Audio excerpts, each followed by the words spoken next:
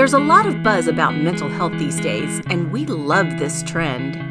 More people than ever are learning about mental health issues and gathering the courage to talk about their own struggles. But we want to see more.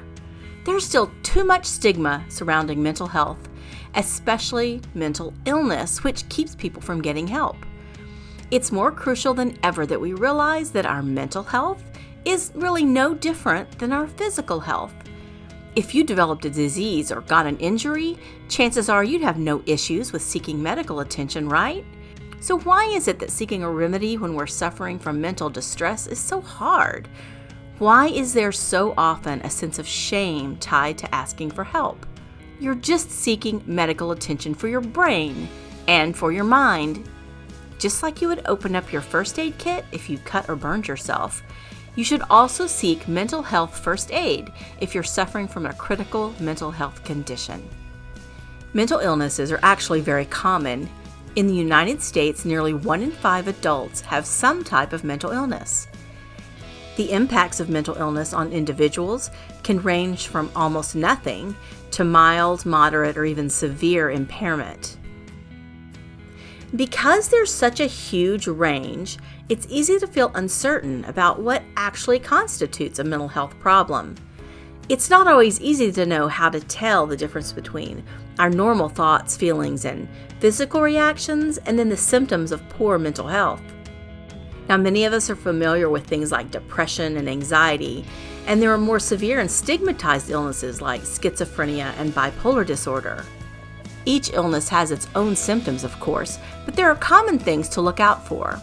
Mental distress can include excessive worry or fear, excessive sadness for at least 2 weeks, intense irritability or anger for a prolonged period, feeling tired a lot of the time, or having trouble sleeping, changes in eating habits such as eating more or less than usual, or having no appetite at all, abusing substances like drugs or alcohol, and unexplained physical pain, headaches, body aches, stomach aches, etc. Other physical symptoms might include increased heart rate, trembling or sweating, trouble concentrating, negative thoughts, extreme mood changes or rapid changes in mood, recurring uncontrollable highs or feeling of euphoria, avoiding friends and social activities, not enjoying the things you used to, delusions or hallucinations, an inability to recognize or understand your own feelings, or inability to perform the activities of your daily life. It's important not only to recognize the symptom, but to be honest about the impact it may be having on your life. While someone else may be able to push intrusive negative thoughts to the back of their mind, it's completely okay if you just can't do that. So if you've experienced any of these symptoms, especially if they've persisted, it may be time to reach out for help. If you're just not sure if you're experiencing a mental health crisis, here are a few questions. Are you using substances to cope? Has anyone expressed concern over your substance use or coping mechanisms? Are you severely restricting your food intake? Are you self-isolating or avoiding friends on purpose? Has anyone commented about your mood? Is your performance suffering in school or at work? Have you been thinking about suicide or death? Have you recently participated in self-harm?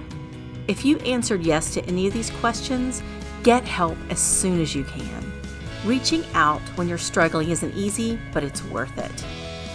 You can call or text 988 for immediate help. Or if you live in the coastal tidewater of Virginia, call 757-656-7755 to be routed even faster. You'll be connected to a trained counselor who will listen, assess the situation, and provide you with the answers and solutions you need. They can give you fast access to local resources where you can get compassionate and professional help.